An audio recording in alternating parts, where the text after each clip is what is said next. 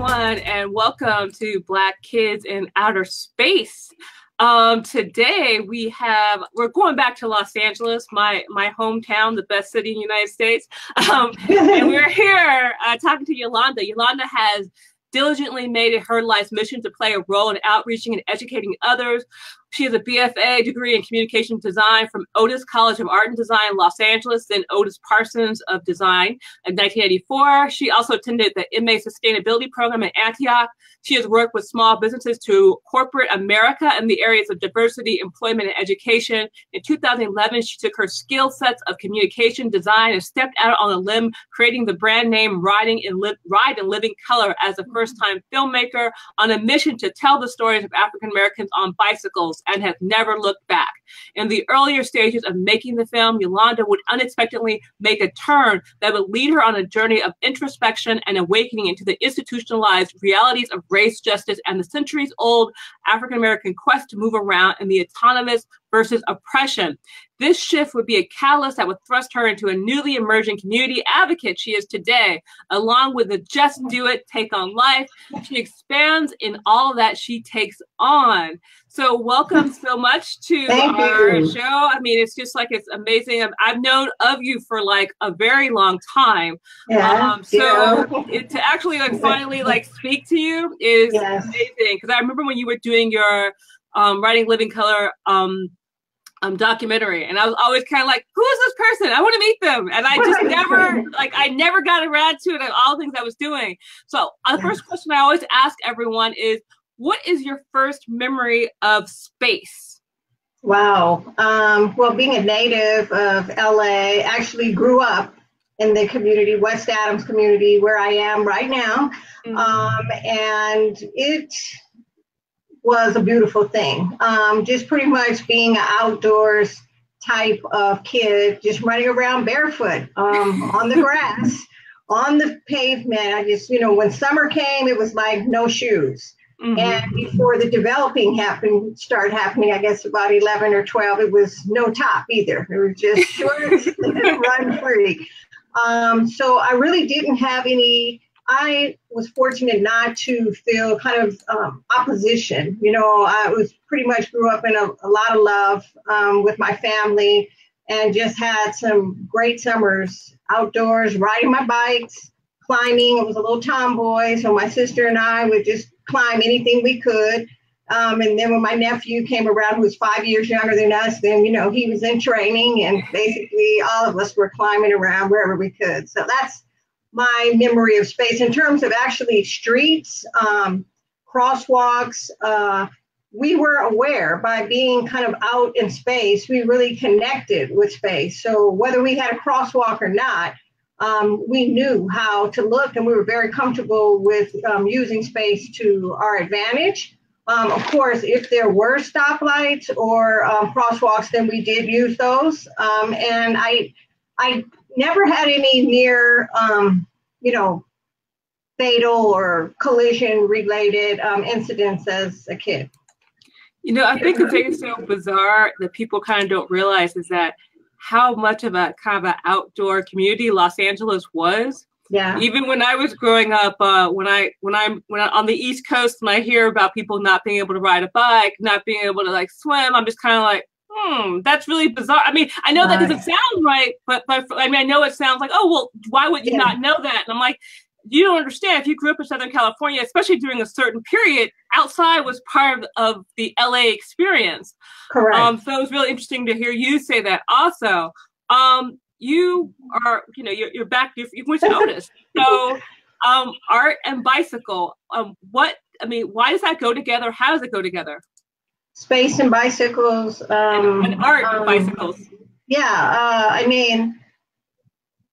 Because bicycling was really a part of my life, it only goes with, outdoors, and just pretty much when the sun rose, okay, we're going to ride, and so growing up again in the West Adams near Baldwin Hills area, we would cross over Jefferson, and there would be an opening in the gate. We'd put our bikes through the gate and ride over into the elementary school, Baldwin Hills Elementary School, and it was pretty much something that, we just looked forward to. It made our days. We didn't need any type of after school or summer programs. Outdoors, biking, walking was our outdoor summer program. And again, we were fortunate, I guess, enough to have family at our home where we could do that, where I can see those parents that aren't able to be home. My mom was home. So, and my dad was working. And so basically for those kids that don't have that opportunity, I get it. And that's why that's why it's so important that we find ways to make that possible for our youth today. So were you an artist at one point? I know you did graphic design. What kind of put you on the artist path, and what kind of brought you to a different path? Okay. Well, I guess when I wasn't writing, I was drawing, as a kid, and then decided to that is when I entered college, it was psychology was something I was interested in, but I took this art class, and then it was like, wow, I could do this all my life. And so pretty much that's how I went the art journey, by first actually going to a JC for 2 years to figure stuff out, and then went to Otis. And when I started doing design work, my concern was still even at that time, inclusion. I wanted to see more people of color in advertising agencies, and also I wanted to see us in brochures. I wanted to see us in magazines. So it always has been a part of my journey to include our narrative and our faces in this human experience. And so I did graphic design for years and had my own business, and then I became a mom. And so then everything was kind of put on hold as I learned to be a parent. And once you're a parent, that's like a full-time job. And now parenthood has really kind of also flowed into where I am today. So basically it's like the artist, which is I use that skill set with my marketing work, with the narrative building and the storytelling. And that's really kind of where the film was inspired, because I came from a background of communication and sharing narratives. And with parenting, what really plays a role in having a boy and a girl who are older now, my son's 21 and my daughter's 16, is that we went through that journey and still going through that journey of the mobility and me worrying about my Black son out in open spaces, now driving. And before driving, it was using public transportation or going into a store and possibly being harassed. So the cycling part came and really kind of just pushed it, over into what I do, because as a cyclist, I was riding strong with bike groups here in LA. City of Bicycles, are you familiar with them? They were on La Brea by Centinela. And so every Saturday we would go and ride anywhere from 80 to 100 miles, and it would be about anywhere from 80 to 100 of us. And I saw the benefits that it was. I was personally experiencing the benefits, but also saw the health benefits that it was offering us and providing us. And so really that's what inspired me to want to do a documentary called. And I started the concept off with Ride in Living Color. And it was really to simply get the narratives of African Americans on bikes so that we could use this as a tool to inspire other African Americans to take charge of their lives from a health perspective and also from a social, mental perspective. So those of us that might have some form of anxiety or depressed or what have you, once you get out on that bike, you're going to knock it out. And yeah. So how did you go? I mean, the thing is that, you did you're working on the writing in color, writing in living color. Write in living color. Write in living color. So why did I keep saying that? Write in living color. That's all right. And, you become an advocate. Like, how does that flip happen?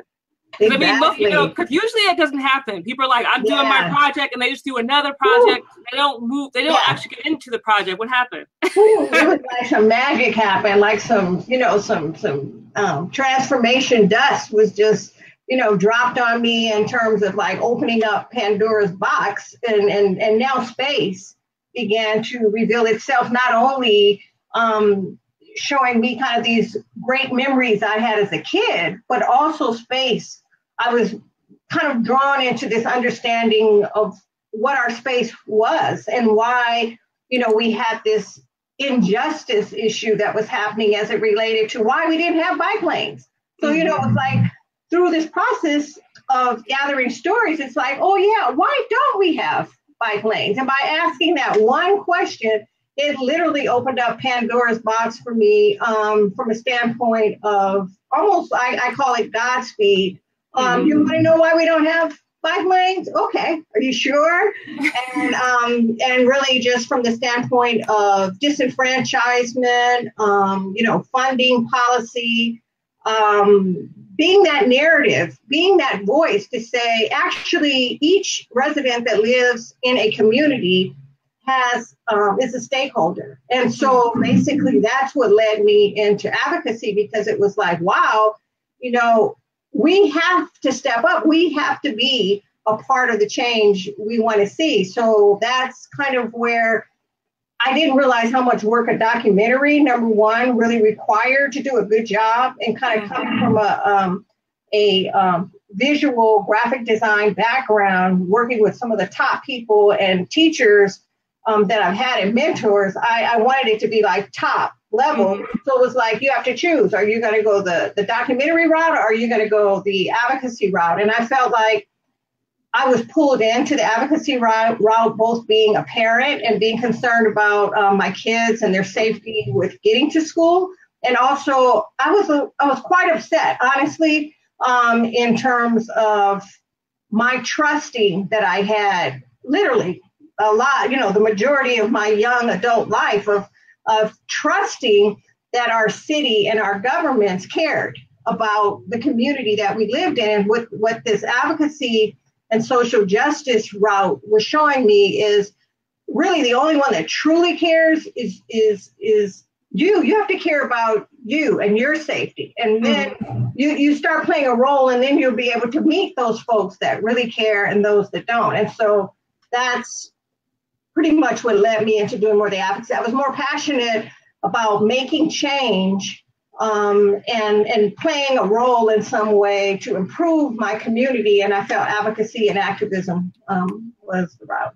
Well, we're very lucky for that. Why do you feel that environmental and mobility justice is important in the Black community? I know that's kind of like you already kind of answered that, but since it's on the list. Yeah, it's a mouthful. I believe most of the key reason is just for our mere survival, and for our human rights. We matter, I don't care. I mean, Black Lives Matter, Brown Lives Matter, communities that are low income matter. And, our city councils, as well as just the system itself, needs to recognize that more, that we matter, and that our children, I tell my daughter, I just, for God's sake, our children matter when they simply have to walk from their home to get to school, and they have all these different barriers. So I think environmentally, that's a social justice issue. Environmentally, I mean, obviously, we have this problem across the country as it relates to the carbon emissions and the congestion that exists within our metropolitan city. So, it's an uphill battle, because how do we lessen the cars in our cities? How do we convince people to start, at least try bicycling and walking and using public transit? Because a lot of people are concerned about their safety in each of those areas. But carbon emissions, our air pollution is definitely an environmental justice problem. And then also when it comes to any form of disaster, the low income and disenfranchised communities will be the hardest hit, when they're hit. And that means, like in Katrina, what is our survival chances in those cases? Well, just like when I know in one case during a hurricane, I think it was in Texas, they didn't evacuate because there was no way to get out. Right. It was like because they hadn't thought of any other ways to get out other than driving. More people would have been killed in the trying to get out. I mean, just for even like those kind of purposes. Now we have this hurricane that's coming recently, like coming in a few days, and I'm just that's scary. Yeah, and a lot of us live there still. But we're gonna kind of go back to Los Angeles. Something that I was really interested in. Give us some information on the legacies of the street, seeking mobility justice in the West Adams and Mid-City community. Yeah, that program is just, I was so mad that I was not in Los Angeles to be part of that. Yeah, it would be nice to have you there. It's all an educating process in terms of actually just getting more folks in the community to participate and even come to these type of events, because it is for us. And so this particular event, I actually worked with one of my mentors and colleagues, Dr. Adonia Lugo, who's been, I'm not sure if you've met her yet, but I met Adonia actually like 5 or 6 years ago through the, she's involved in so many things too, but mainly the League of American Bicyclists, when they have their events every year, and we were pretty much attached to each other. And she has I guess it's a nonprofit that's called BC Cultures. And they pretty much brought me on to work with them on one of their projects, Legacy in the Streets. And so they're like, Yolanda, let's do West Adams. You've been there, and you literally were historic here. My mom's 95. She's still living in the community. And it really was talking about the 10 freeway. My mom and parents lived here before the 10 freeway was built.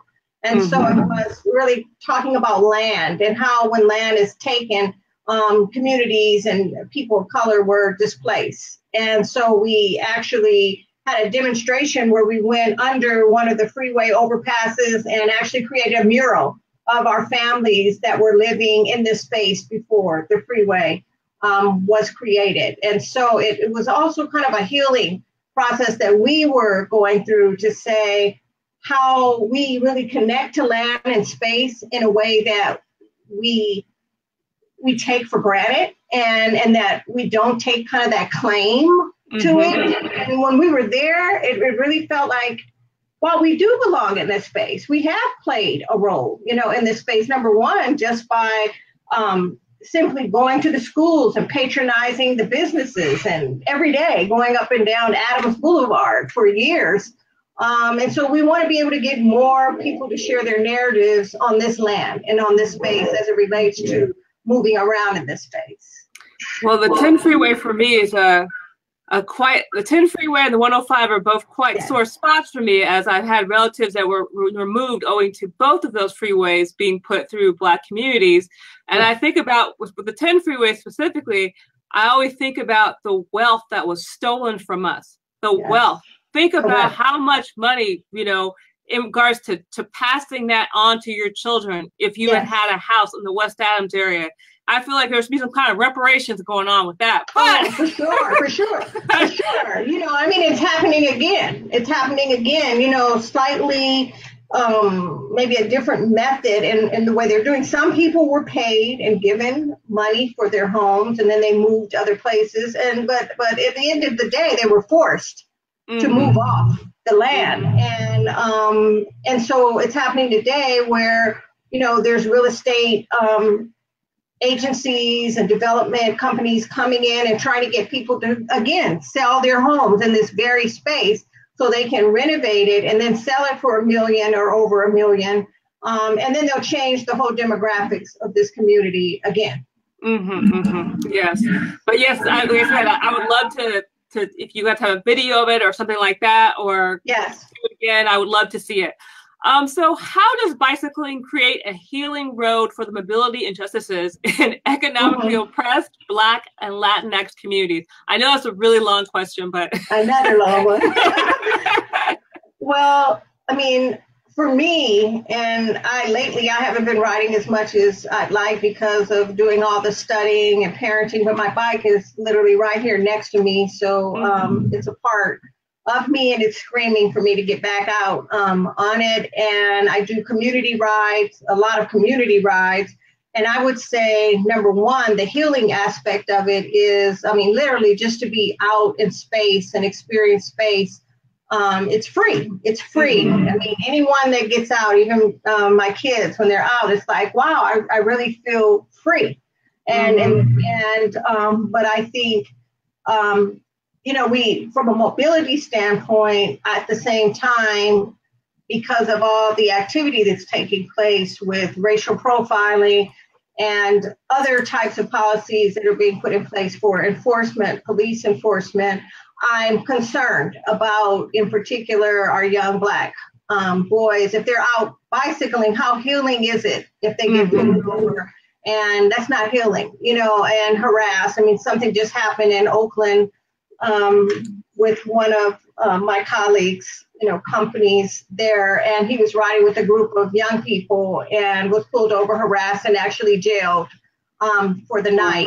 Yes. And so, but for me, my experiences really have led me to have a better health. So I think that's overall healing. And it's also led me to understand space in a way that I can advocate to improve our infrastructure and to have just mobility, which is everything that I just mentioned to you.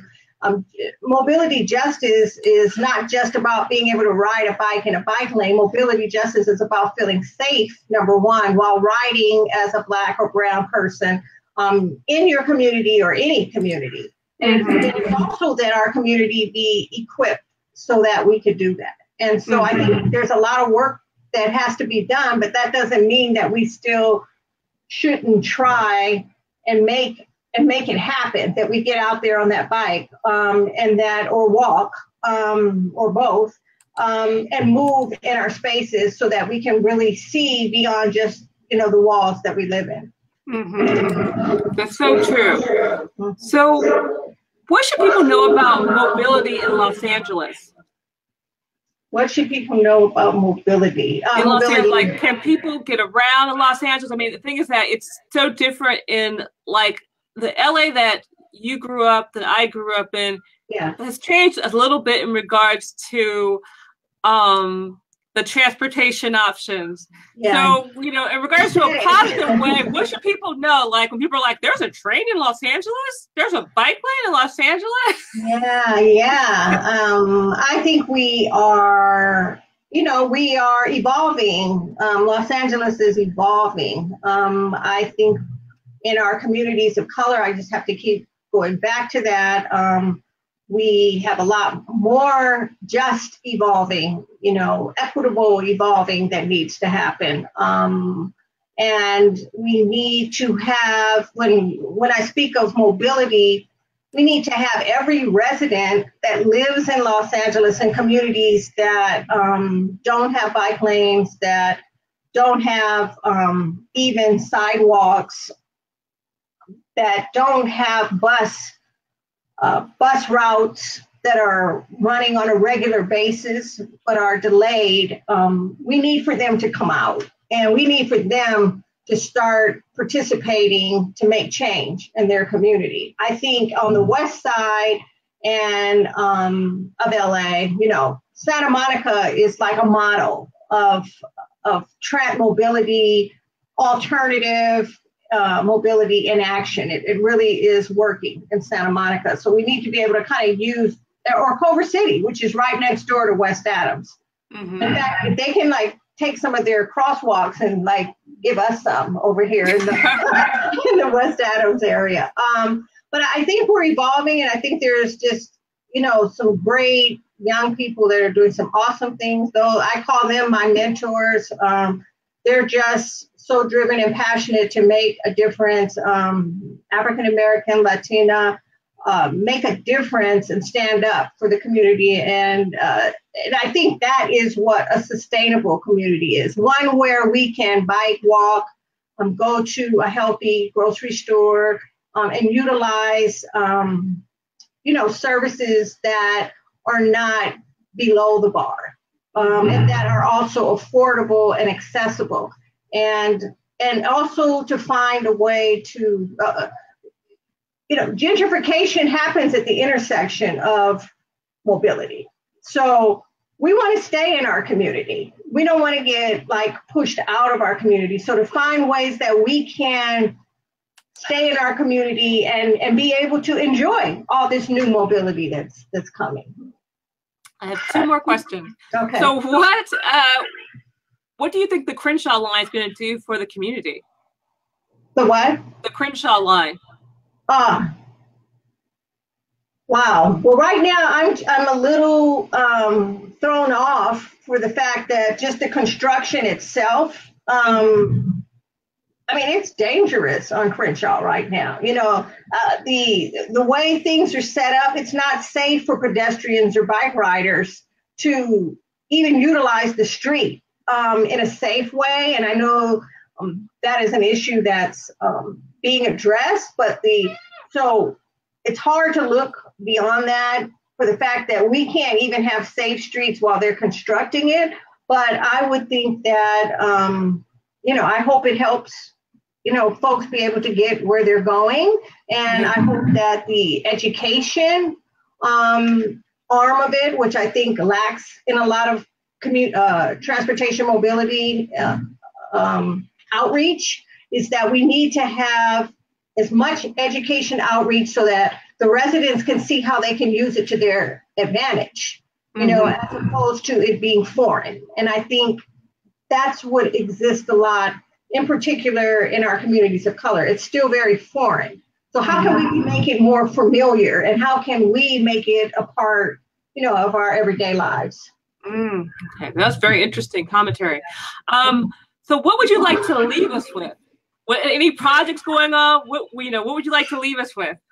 Well, let's see. I would just say that, my decision to go back to graduate school at this second phase of my life, it was 2 years. But before that, 5 years before that, I was doing a lot of the advocacy work. So I just want to give a props up to Antioch University in LA, the Urban Sustainability Program, because it was hands-on, and I think it really took, and I think anyone, whatever we're doing, take your advocacy work and your grassroots work and figure out how you can better package it so that you really can go out and advocate and make change in the community. And I think that's what Antioch did for me, along with now having a team of supporters, for the rest of my life.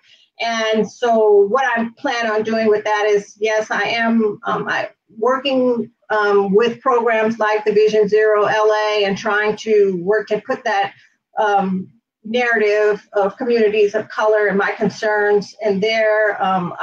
Black Lives Matter is definitely, their focus on transportation and the need to have this conversation is one of my models and of work that I do, so that we don't lose focus of what we need to have happen in our communities. And mobility, there's another switch of name called Mobility what is it? Justice.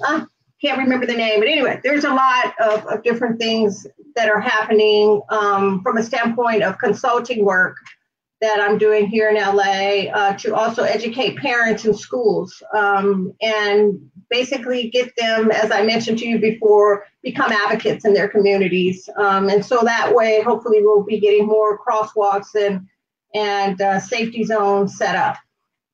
Okay, well, thank you so much, Yolanda, for speaking with us, because, your work is important, and I've always admired everything that you've done. And so, to be able a chance to actually speak to you is like, oh, this is very cool. And to know that you went back to school and you kind of started a whole new life, to kind of let people know, like, hey, there's like a part one, a part two, a part three. Yes. If I can do it, anybody can. Yes. Well, I don't know about that, but okay, we'll put it there. But thank you so much. So have a great afternoon. Okay. You too. Bye. Bye. See ya.